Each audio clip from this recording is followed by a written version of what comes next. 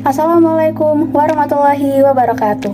Halo teman-teman, perkenalkan kami dari kelompok 5 yang beranggotakan Adinda Fitria, Alwi Safa, Nazwani Celia, Nabilatun Nasaroh, dan saya sendiri Sekar Arum Putri. Pada kesempatan kali ini, kami akan membahas materi tentang mitosis dan meiosis. Yuk disimak. Nah, topik yang akan kita bahas ke depan adalah yang pertama, perbedaan mitosis dan meiosis. Yang kedua, mitosis dan siklusnya. Yang ketiga, meiosis 1 dan siklusnya. Dan yang terakhir adalah meiosis 2 dan siklusnya.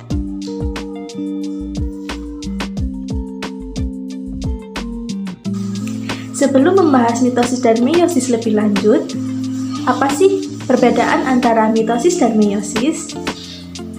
Perbedaan mitosis dan meiosis yang paling mendasar adalah hasil dari pembelahan sel itu sendiri.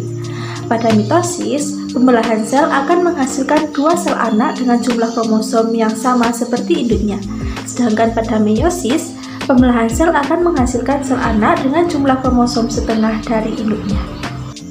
Jika dirinci lebih lanjut, ada begitu banyak perbedaan antara mitosis dan meiosis. Di antaranya adalah sebagai berikut. Yang pertama, jumlah pembelahan. Pada mitosis, hanya terjadi 1 pembelahan, sedangkan pada meiosis biasanya terjadi 2 pembelahan dan lebih bertahap.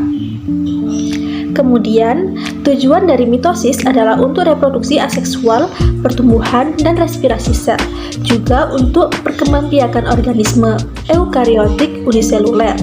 Sedangkan pada meiosis membutuhkan rekombinan dan proses reproduksi seksual juga untuk mengurangi jumlah kromosom.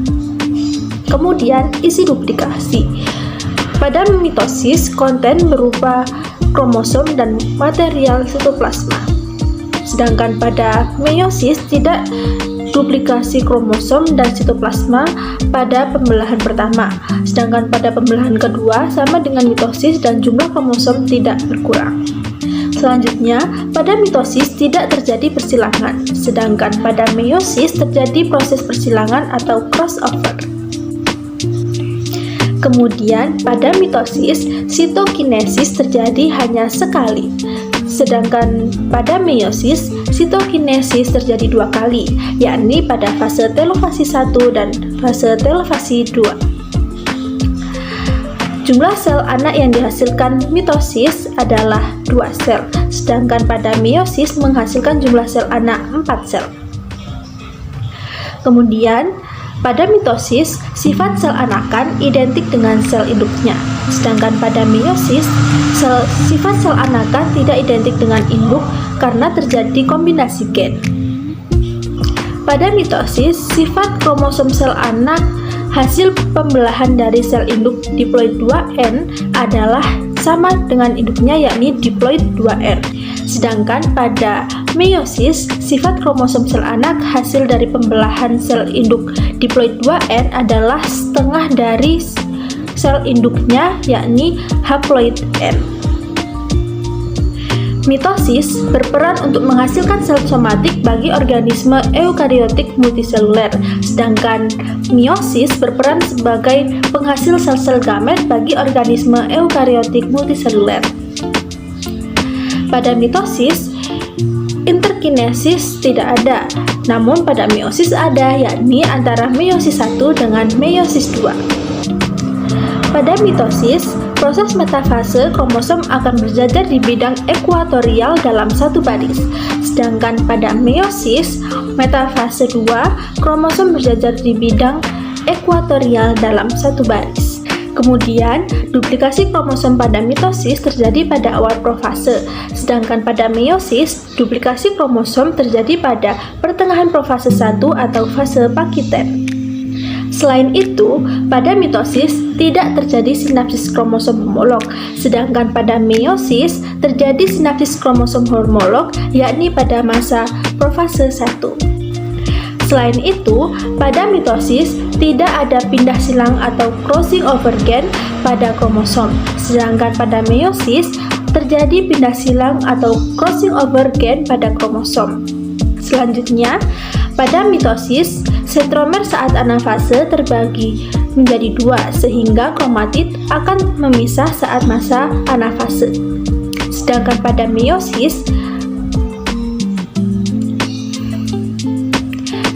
pada meiosis, pada anafase 1, sentromer belum memisah, namun sentromer akan memisah saat masa anafase 2. Dan yang terakhir, pada masa anafase, pada mitosis akan memisahkan kromatid saudara.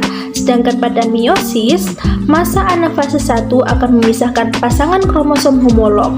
Sedangkan pada anafase 2 akan memisahkan kromatid saudara.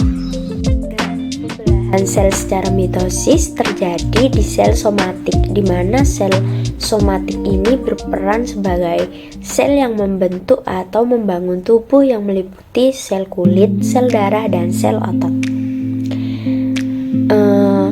Sel somatik ini dikenal sebagai sel yang bersifat diploid karena memiliki 2 set kromosom. Teman-teman tahu nggak sih kenapa sel melakukan pembelahan secara mitosis?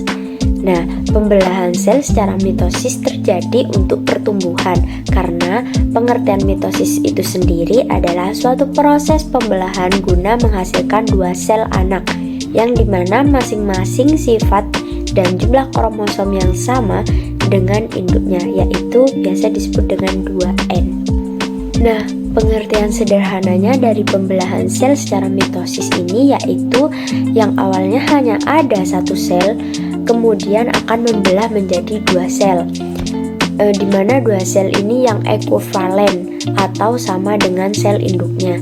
Jumlah kromosom yang dimiliki oleh sel anakan adalah 2N atau disebut dengan diploid. Sel diploid adalah sel-sel yang kromosomnya berpasangan atau 2N. Mitosis merupakan salah satu dari bagian siklus sel.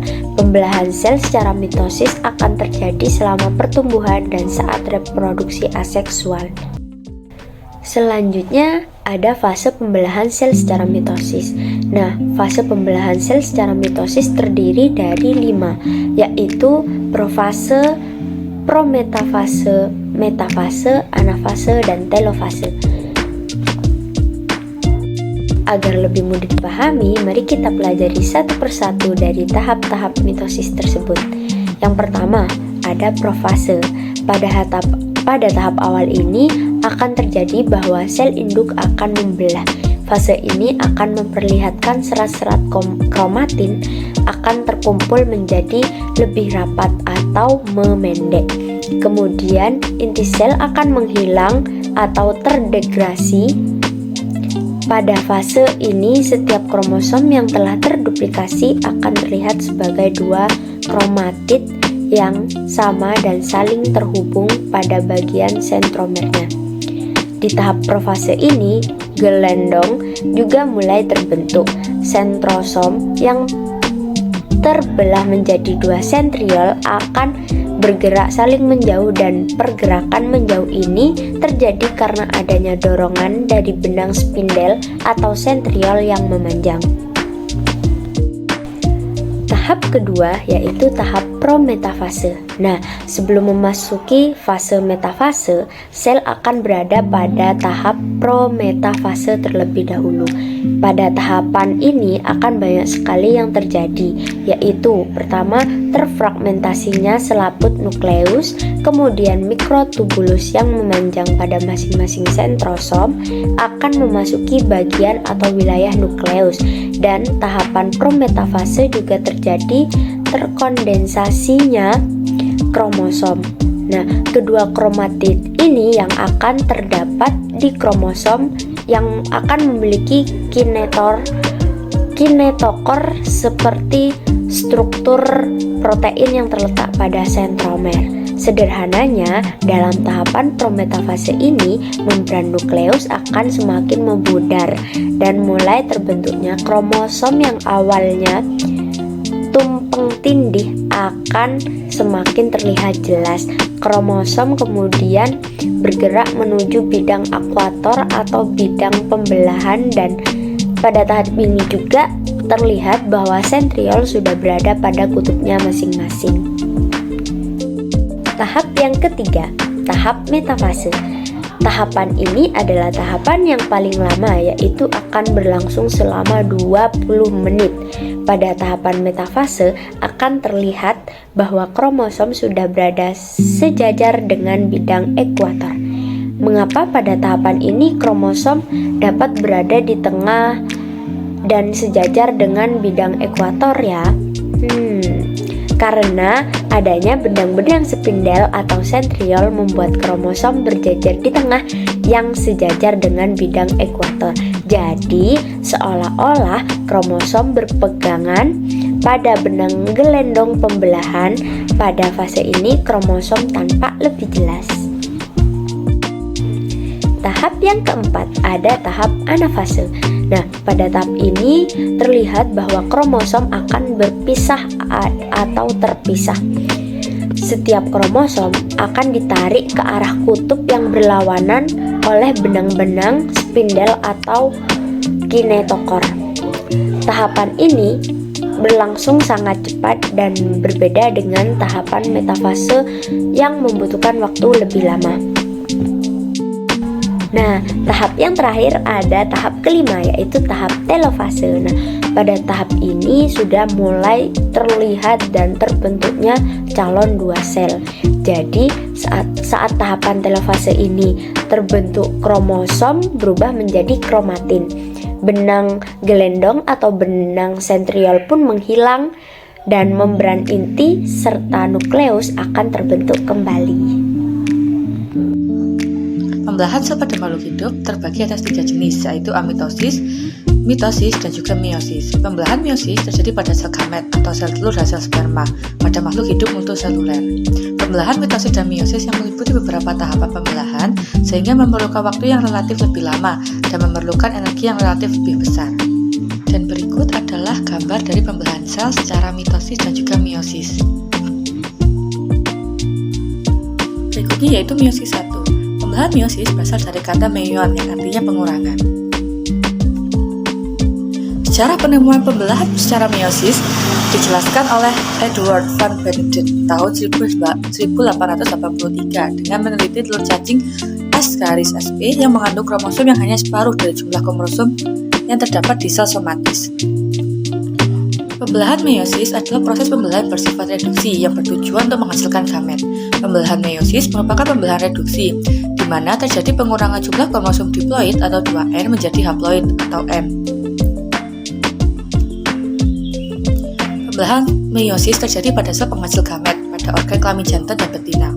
Namun, sel pada organ kelamin jantan atau betina itu sendiri mengalami pembelahan secara mitosis. Misalnya, ovarium dan testes tidak mengalami meiosis, tetapi mengalami pembelahan secara mitosis. Namun, sel gamet dalam ovarium dan testes mengalami pembelahan secara meiosis. Pembelahan meiosis sendiri bertujuan untuk menghasilkan gamet, mengurangi separuh jumlah kromosom, sehingga saat fertilisasi antara ovum dan sperma, jumlah kromosom individu yang dihasilkan kromosomnya tidak berubah, meningkatkan variabilitas genetik pada gamet dan juga mempertahankan jenis spesies. Bisa kita bayangkan, jika sel gamet tidak mengalami pembelahan secara reduksi, maka gamet yang dihasilkan diploid. Pada saat fertilisasi terjadi penggabungan kromosom sel telur dan sel sperma, maka akan dihasilkan individu dengan jumlah kromosom 2 kali jumlahnya kromosom orang tuanya.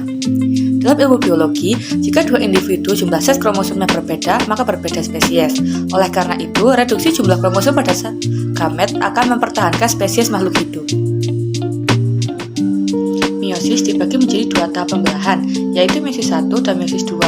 Pada setiap tahapan meiosis 1 dan meiosis 2 terjadi fase pembelahan profase 1, metafase 1, anafase 1, dan telofase 1. Demikian pula pada meiosis 2. Perbedaan meiosis 1 dan meiosis 2 yang paling menonjol adalah adanya pindah silang dan penggandaan kromosom. Berikut adalah gambar perbedaan antara meiosis 1 dan juga meiosis 2. Berikut adalah gambar dari tahapan pembelahan meiosis 1. Pembelahan meiosis dapat dibagi menjadi meiosis 1 dan meiosis 2. Tahapannya terdiri dari profase 1, metafase 1, anafase 1, profase 2, metafase 2, anafase 2, dan telofase 2. Tahapan pada meiosis 2, yaitu profase 2 hingga telofase 2, memiliki kemiripan dengan tahapan pada mitosis. Tahapan pembelahan meiosis 1. Yang pertama yaitu profase 1. Profase 1 pada meiosis 1 waktunya lebih lama serta lebih kompleks dibandingkan dengan profase pada mitosis.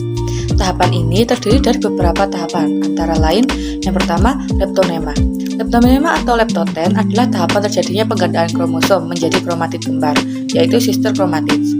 Namun, dalam pengamatan mikroskop bentuknya masih seperti benang tunggal tipis yang memanjang. Yang berikutnya yaitu zigonema. Zigonema atau zigoten adalah tahapan terjadinya tiap kromosom homolog berpasangan, membentuk struktur bivalen yang dinamakan sinapsis. Tiap kromosom mengalami penggandaan menjadi 2 kromatid kembar yang mana tiap bivalen terdapat 4 kromatid kembar. Kompleks 4 kromatid tersebut dinamakan tetrad.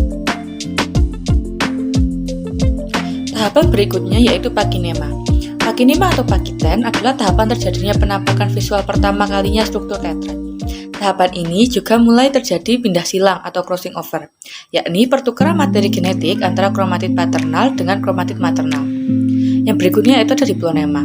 Diplonema atau diploten adalah tahapan terjadinya penampakan secara visual tempat terjadinya pindah silang yang disebut kiasma, yang atau artinya yaitu kiasmata. Yang berikutnya yaitu ada diakinesis. Diakinesis adalah tahapan terjadinya perpindahan kiasma bergeser ke ujung kromosom. Tiap kromatid anggota tetrad semakin pendek, menebal dan bergerak ke arah bidang ekuator sel. Nukleolus dan membran nukleus menghilang. Mikrotubulus atau benang spindel yang keluar dari sentriol semakin memanjang dan menempel pada kinetokor. Berikut adalah gambar dari tahapan pembelahan meiosis 1, yaitu profase 1, metafase 1, anafase 1, dan juga telofase 1. Yang berikutnya yaitu tahapan metafase. Pada tahapan ini, tetrad kromosom berada pada bidang tengah sel atau ekuator. Pada tahapan ini, susunan kromosom meiosis dapat dibedakan dengan kromosom mitosis, yakni tidak adanya struktur tetrad pada kromosom mitosis. Tahap berikutnya yaitu anafase.